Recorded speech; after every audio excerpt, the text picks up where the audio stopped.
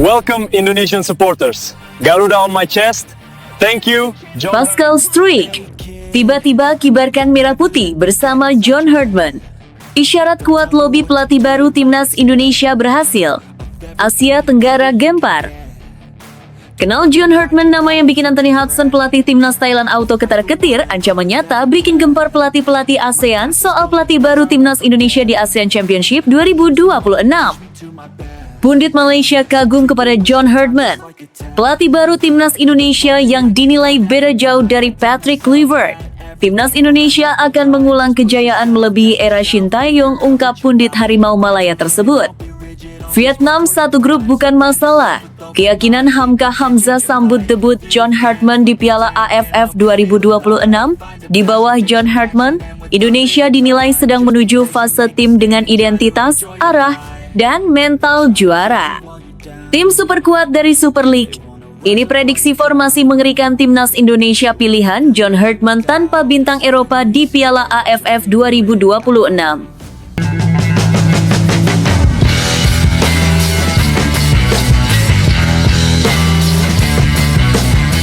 Sebelum kita lanjut ke berita terlengkapnya, alangkah mulianya bagi kalian untuk tekan tombol like dan yang belum subscribe, tolong subscribe channel ini. Pascal Struijk tiba-tiba kibarkan merah putih bersama John Herdman. Isyarat kuat lobi pelatih baru Timnas Indonesia berhasil. Asia Tenggara gempar.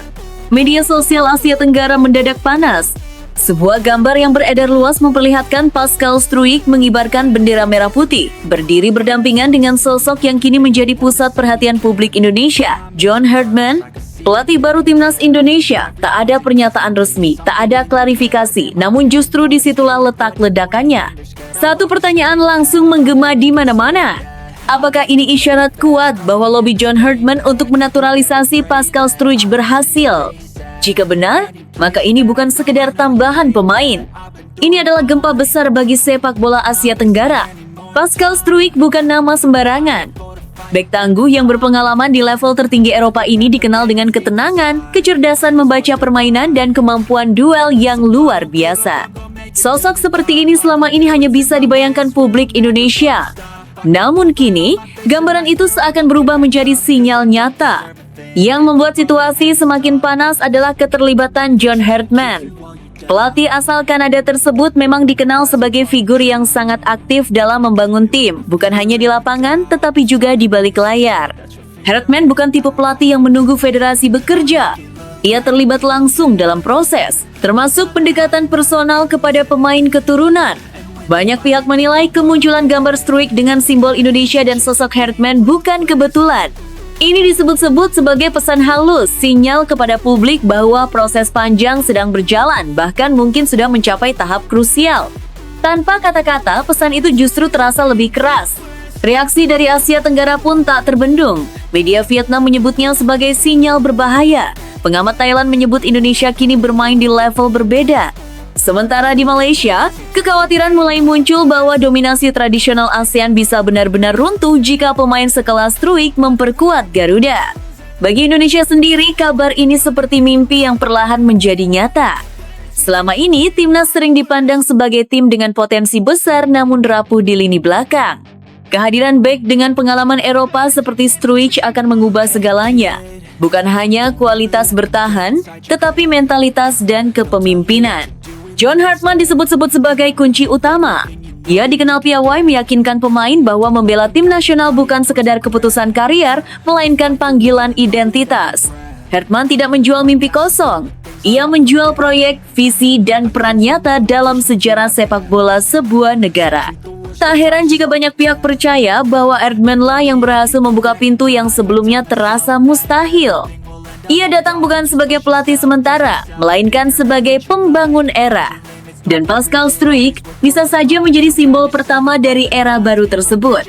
Meski belum ada pengumuman resmi, publik sudah terlanjur berimajinasi. Bayangkan Struijk memimpin lini belakang Indonesia di Piala AFF 2026. Bayangkan pertahanan yang tenang, disiplin, dan tak mudah runtuh. Bayangkan wajah-wajah lawan yang mulai ragu sebelum pertandingan dimulai. Satu gambar, satu bendera, satu sosok pelatih. Namun dampaknya terasa ke seluruh Asia Tenggara. Kini semua menunggu satu hal, klarifikasi atau pengesahan. Namun satu hal sudah pasti, jika ini benar, maka John Hartman bukan hanya mengubah timnas Indonesia, ia sedang mengubah peta kekuatan sepak bola ASEAN dan Asia Tenggara. Mereka baru saja diberi peringatan. Namun tunggu dulu.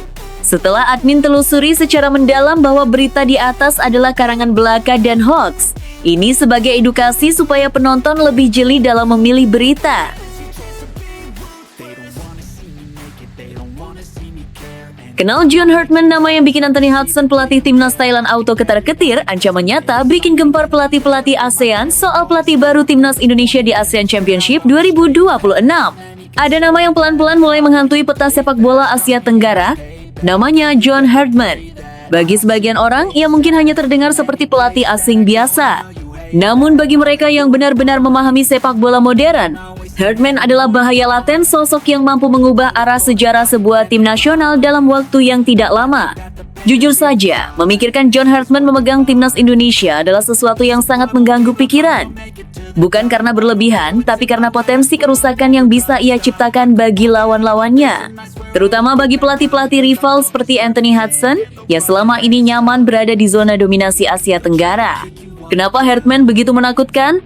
Karena ia bukan pelatih yang hanya fokus pada taktik di atas papan strategi.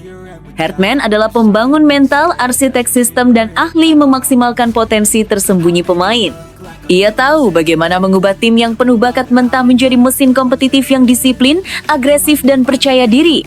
Yang belum banyak disadari publik ASEAN adalah fakta bahwa Hartman selalu berhasil di situasi yang dianggap mustahil.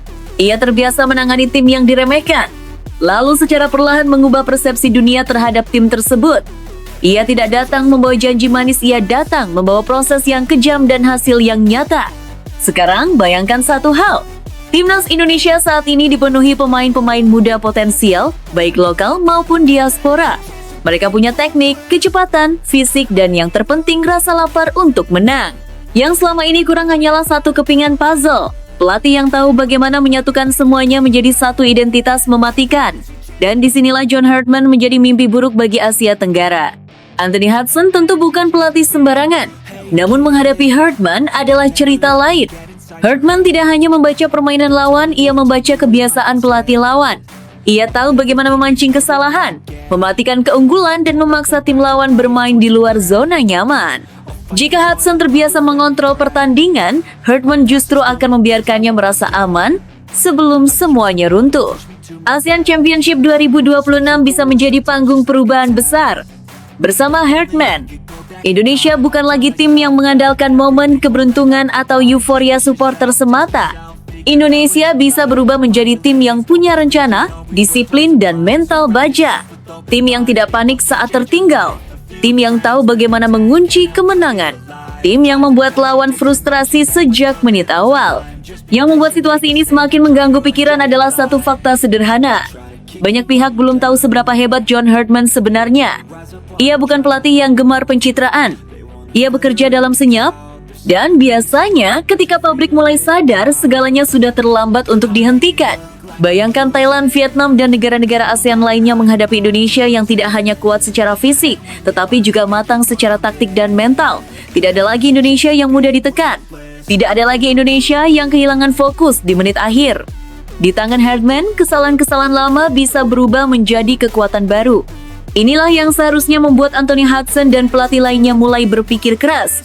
Karena jika Hartman benar-benar diberi waktu, dukungan, dan kepercayaan penuh, maka ASEAN Championship 2026 berpotensi menjadi awal dominasi baru.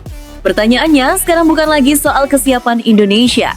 Pertanyaannya adalah, apakah Asia Tenggara siap menghadapi John Hartman dengan timnas Indonesia yang penuh pemain potensial? Karena satu hal pasti, jika itu terjadi, sepak bola ASEAN tidak akan pernah sama lagi.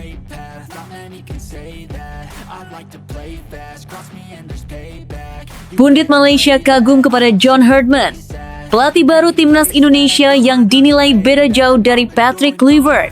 Timnas Indonesia akan mengulang kejayaan melebihi era Shin Tae-yong, ungkap pundit Harimau Malaya tersebut. Nama John Hartman kembali mencuri perhatian, kali ini bukan dari publik Indonesia, melainkan dari pundit dan pengamat sepak bola Malaysia. Pernyataan mereka terdengar jujur, lugas, dan yang paling mengejutkan, kekaguman. Bukan pujian basa-basi, melainkan pengakuan bahwa pelatih baru timnas Indonesia ini adalah sosok yang benar-benar berbeda bahkan jika dibandingkan dengan nama besar seperti Patrick Kluivert. Bagi sebagian orang, Kluivert adalah legenda. Nama besar, karier gemilang, aura bintang. Namun menurut para pundit Malaysia, sepak bola modern tidak lagi hanya soal siapa Anda di masa lalu, melainkan apa yang bisa Anda bangun hari ini. Dan di titik inilah John Herdman dinilai unggul secara mencolok. Para analis Malaysia menilai Herdman sebagai pelatih yang datang dengan konsep, struktur, dan visi jangka panjang. Ia bukan tipe pelatih yang mengandalkan status atau reputasi pribadi untuk mendapatkan respek pemain. Herdman membangun kewibawaan lewat detail, cara latihan, pendekatan mental, serta kemampuannya membaca karakter pemain satu persatu. Ini pelatih pekerja, ungkap salah satu pundit Malaysia. Bukan pelatih simbol. Pernyataan itu jelas menyiratkan perbedaan tajam dengan Patrick Kluivert yang selama ini lebih dikenal sebagai ikon sepak bola dunia ketimbang arsitek tim nasional yang membangun dari nol. Yang membuat para pengamat Malaysia semakin kagum adalah kemampuan Herdman memaksimalkan potensi pemain yang sebelumnya dianggap biasa saja. Ia tidak menunggu pemain kelas dunia datang. Ia menciptakan pemain kelas dunia dari sistem yang ia bangun. Filosofi inilah yang dinilai sangat cocok dengan kondisi timnas Indonesia saat ini, tim yang kaya bakat tetapi membutuhkan arah yang jelas. Menurut mereka, Herdman tidak memaksakan satu gaya bermain kaku. Ia justru menyesuaikan sistem dengan karakter pemain. Pendekatan ini dianggap kontras dengan Patrick Kluivert yang sering dinilai membawa filosofi besar tetapi sulit diterjemahkan di level tim nasional yang sedang berkembang. Perbedaan lain yang disorot adalah soal mentalitas. Herdman dikenal sebagai pelatih yang obsesif terhadap detail psikologis. Ia ingin pemain percaya pada sistem, percaya pada rekan setim, dan percaya bahwa mereka bisa mengalahkan siapapun. Bagi pundit Malaysia, ini adalah aspek yang selama ini sering luput dari pelatih-pelatih besar yang hanya fokus pada taktik.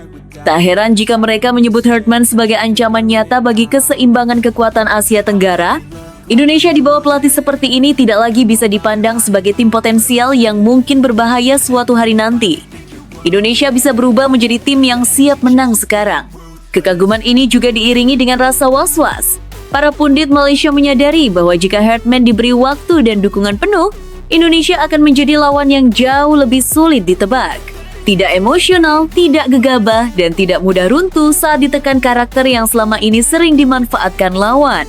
Kesimpulan mereka tegas, John Herdman bukan Patrick Kluivert versi lain. Ia adalah pelatih dengan jalannya sendiri. Tanpa banyak sorotan, tanpa sensasi, tetapi dengan dampak yang bisa jauh lebih besar. Dan bagi Asia Tenggara termasuk Malaysia, satu hal kini mulai terasa jelas. Indonesia sedang bergerak ke arah yang berbeda dan John Herdman adalah alasan utamanya. Vietnam satu grup bukan masalah. Keyakinan Hamka Hamzah sambut debut John Herdman di Piala AFF 2026. Di bawah John Herdman, Indonesia dinilai sedang menuju fase tim dengan identitas, arah, dan mental juara. Optimisme datang dari sosok yang tahu betul kerasnya sepak bola Asia Tenggara. Hamka Hamzah, legenda timnas Indonesia, melontarkan pernyataan yang langsung menyita perhatian publik.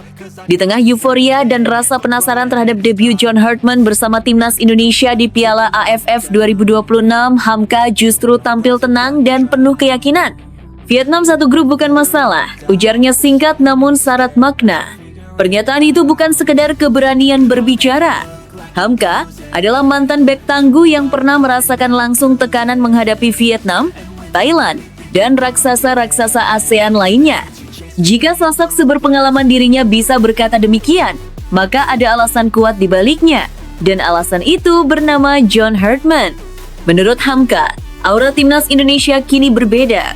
Bukan lagi tim yang sekedar berharap lolos fase grup atau mengandalkan momentum sesaat. Di bawah John Herdman, Indonesia dinilai sedang menuju fase tim dengan identitas, arah, dan mental juara. Inilah yang membuat Hamka yakin bahwa menghadapi Vietnam, bahkan dalam satu grup, bukan sesuatu yang perlu ditakuti. Hamka menyoroti pendekatan Herdman yang dinilainya sangat modern. Bukan hanya soal taktik, tapi cara membangun kepercayaan diri pemain. Ia melihat Herdman sebagai pelatih yang tidak silau dengan nama lawan. Fokusnya selalu pada kesiapan tim sendiri, bukan pada reputasi musuh. Filosofi inilah yang menurut Hamka sangat dibutuhkan Indonesia di turnamen besar seperti Piala AFF. Kalau pemain percaya dengan sistem dan percaya dengan pelatih, lawan siapapun tidak akan gentar, kata Hamka dalam salah satu komentarnya. Ia menilai Herdman mampu menciptakan suasana ruang ganti yang solid, di mana pemain merasa setara, dihargai, dan punya tanggung jawab yang sama. Vietnam memang masih dianggap sebagai kekuatan utama ASEAN. Namun Hamka melihat celah yang jelas. Ia menilai Vietnam bukan lagi tim yang tak tersentuh.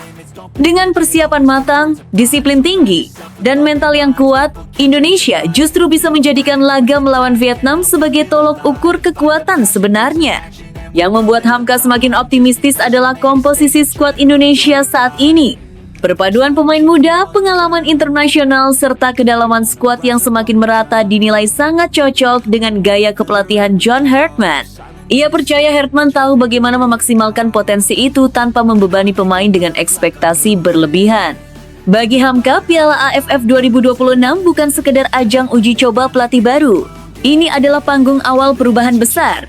Ia yakin Herdman tidak datang untuk sekedar beradaptasi, melainkan untuk langsung bersaing. Dan jika sejak fase grup Indonesia sudah berani menatap Vietnam tanpa rasa takut, itu adalah sinyal kuat bahwa mental tim telah naik level. Optimisme Hamka Hamzah bukan klaim kosong. Ia lahir dari pengamatan, pengalaman, dan keyakinan bahwa timnas Indonesia akhirnya berada di tangan yang tepat. Sosok pelatih yang tidak hanya membawa strategi tetapi juga kepercayaan. Kini sorotan tertuju pada debut John Herdman. Dan dengan keyakinan legenda seperti Hamka Hamzah, satu pesan terasa semakin jelas. Vietnam satu grup bukan ancaman, justru tantangan yang siap dihadapi timnas Indonesia. Tim super kuat dari Super League. Ini prediksi formasi mengerikan timnas Indonesia pilihan John Herdman tanpa bintang Eropa di Piala AFF 2026. Bayangkan satu skenario yang membuat banyak pihak terdiam. Timnas Indonesia tampil di Piala AFF 2026 tanpa bintang Eropa, namun justru terlihat lebih mengerikan dari sebelumnya. Bukan sekedar wacana, skenario ini mulai ramai dibicarakan setelah publik mengenal lebih dalam filosofi pelatih anyar John Herdman. Pelatih asal Kanada ini dikenal tidak silau dengan nama besar. Baginya, status bermain di Eropa bukan jaminan otomatis masuk tim inti. Yang ia cari adalah kesiapan fisik, pemahaman sistem, dan chemistry antar pemain. Karena itu, muncul prediksi menarik. Herdman bisa saja mengandalkan pemain-pemain terbaik dari Super League sebagai tulang punggung timnas Indonesia di Piala AFF 2026. Dan hasilnya, sebuah tim super kuat yang solid, agresif, dan sangat sulit dikalahkan. John Herdman dikenal sebagai pelatih yang menyukai keseimbangan. Ia tidak memaksakan gaya bermain menyerang total jika struktur bertahan belum sempurna. Dalam konteks Super League, Herdman justru melihat keuntungan besar. Pemain-pemain lokal dan naturalisasi yang setiap pekan bermain bersama memahami ritme kompetisi dan punya koneksi emosional yang kuat. Prediksi formasi yang paling masuk akal adalah 3-4-2-1. Formasi fleksibel yang bisa berubah menjadi 5,4,1 saat bertahan dan 3,2,5 ketika menyerang. Formasi ini memungkinkan Indonesia menekan tinggi tanpa kehilangan keseimbangan di lini belakang. Di sektor pertahanan, Herdman kemungkinan memilih bek-bek Super League yang sudah terbiasa duel fisik dan bermain di bawah tekanan. Bukan nama besar, tapi pemain yang disiplin, berani, dan tahu kapan harus membaca pergerakan lawan. Herdman sangat menghargai bek yang bisa menjaga posisi, bukan sekedar tackle keras. Lini tengah menjadi jantung kengerian tim ini. Dua gelandang tengah berperan sebagai pengatur tempo dan pemutus serangan. Herdman menyukai gelandang pekerja keras, bukan playmaker klasik yang lambat turun bertahan. Dari Super League, tipe seperti ini sangat melimpah pemain dengan stamina tinggi, agresif, dan berani mengambil risiko. Yang paling menarik adalah dua gelandang serang di belakang striker. Inilah area di mana Herdman ingin menciptakan kekacauan bagi lawan, pemain-pemain cepat, lincah, dan berani menusuk dari half space. Tanpa bintang Eropa sekalipun, kombinasi ini bisa membuat pertahanan lawan panik karena pergerakan yang tidak terduga. Striker tunggal, Herdman tidak membutuhkan penyerang dengan nama besar. Ia lebih memilih striker yang mau bekerja untuk tim, membuka ruang, menekan bek lawan, dan siap berlari tanpa bola.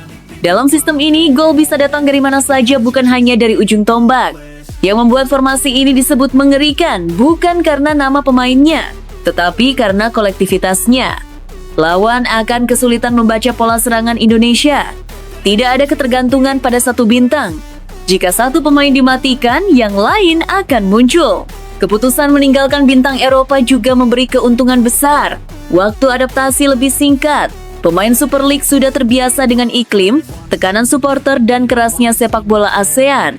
Herdman hanya perlu menyempurnakan struktur dan mentalitas. Piala AFF 2026 bisa menjadi panggung kejutan besar. Indonesia mungkin tidak datang dengan pemain paling glamor, tapi bisa saja hadir sebagai tim paling siap, paling disiplin, dan paling menyulitkan. Dan jika prediksi ini menjadi kenyataan, satu hal pasti.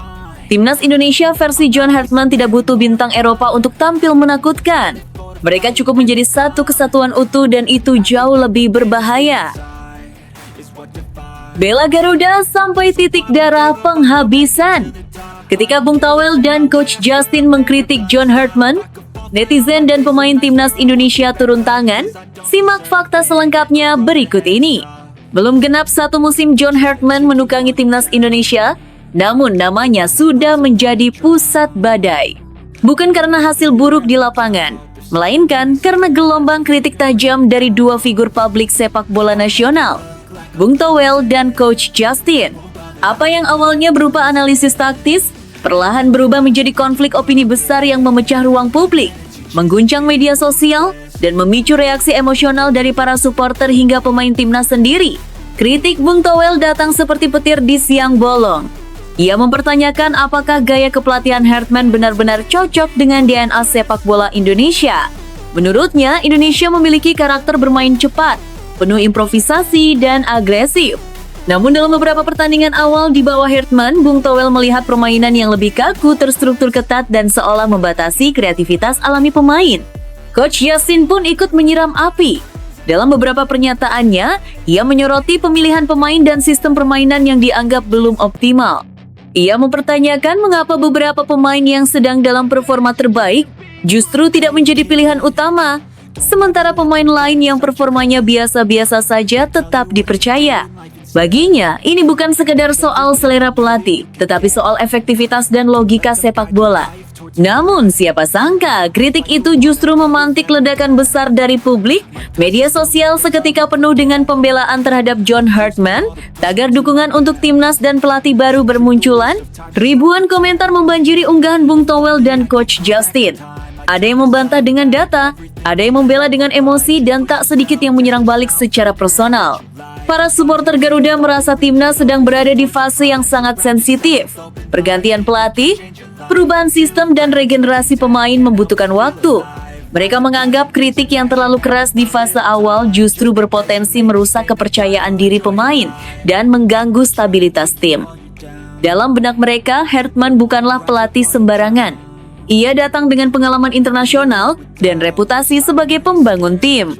Yang membuat situasi makin panas adalah munculnya respons dari beberapa pemain timnas Indonesia. Meskipun tidak menyebut nama Bung Towel atau Coach Justin secara langsung, unggahan dan pernyataan mereka jelas menunjukkan sikap. Ada yang menulis tentang pentingnya rasa saling percaya, ada yang menekankan bahwa ruang ganti harus dilindungi dari kebisingan luar, dan ada pula yang menegaskan bahwa mereka percaya penuh pada arahan pelatih. Bagi para pemain, John Herdman bukan sekadar pelatih, melainkan figur yang mencoba memahami karakter mereka, latar belakang mereka, dan mimpi mereka. Ia datang bukan hanya membawa taktik, tetapi juga pendekatan psikologis yang membuat pemain merasa dihargai. Inilah yang membuat banyak pemain merasa perlu pasang badan ketika pelatih mereka diserang secara terbuka. Di sisi lain, Bung Towel dan Coach Justin tidak merasa sedang menyerang. Mereka menganggap diri mereka sedang menjalankan peran sebagai pengamat yang peduli. Bagi mereka, sepak bola Indonesia terlalu sering terlena oleh euforia. Kritik keras diperlukan agar standar tidak turun dan agar timnas tidak terjebak dalam zona nyaman. Masalahnya, di era digital, batas antara kritik dan serangan menjadi kabur. Potongan video pendek, kutipan yang dipelintir, dan judul sensasional membuat pesan asli seringkali kehilangan konteks. Apa yang awalnya berniat memberi masukan, berubah menjadi seolah-olah penolakan terhadap seluruh proyek John Herdman. Di tengah kekacauan opini ini, satu hal justru terlihat jelas. Betapa besarnya cinta masyarakat Indonesia terhadap timnas. Orang bisa marah, berdebat, bahkan bertengkar di kolom komentar. Tapi semua itu lahir dari satu sumber yang sama, harapan agar Garuda benar-benar terbang tinggi. Kini, John Herdman berada di tengah pusaran ekspektasi yang luar biasa. Ia harus membuktikan bahwa pilihannya bukanlah kebetulan, bahwa sistem yang ia bangun memang dirancang untuk jangka panjang, dan bahwa pemain Indonesia mampu berkembang di bawah pendekatannya. Waktu akan menjadi hakim yang paling adil. Sementara itu, Bung Toel dan Coach Justin tetap akan bersuara. Para supporter tetap akan membela. Para pemain tetap akan bertarung di lapangan. Dan publik akan terus mengamati, mengkritik, dan berharap.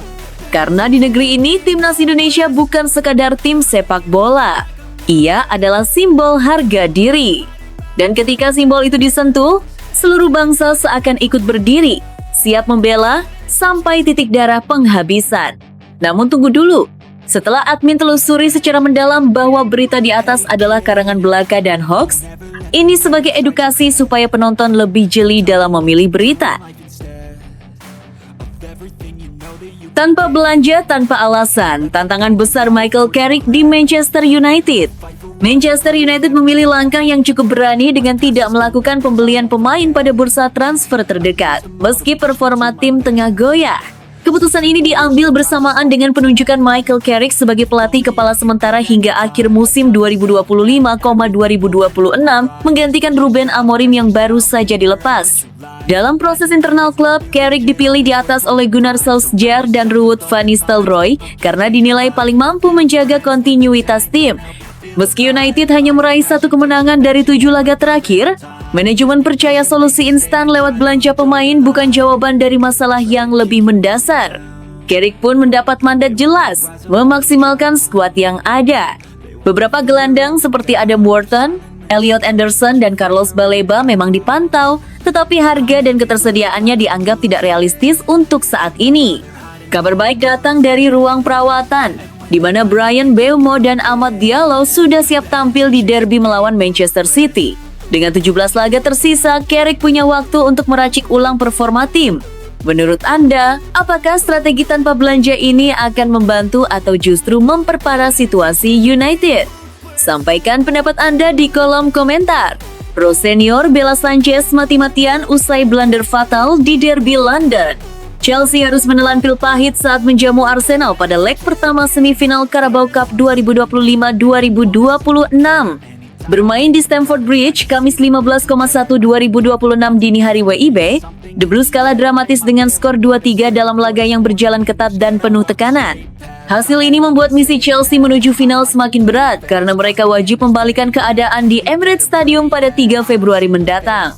Sorotan utama tertuju pada kiper Robert Sanchez. 2 kesalahan fatalnya berujung langsung pada gol Arsenal dan memicu kekecewaan para pendukung tuan rumah.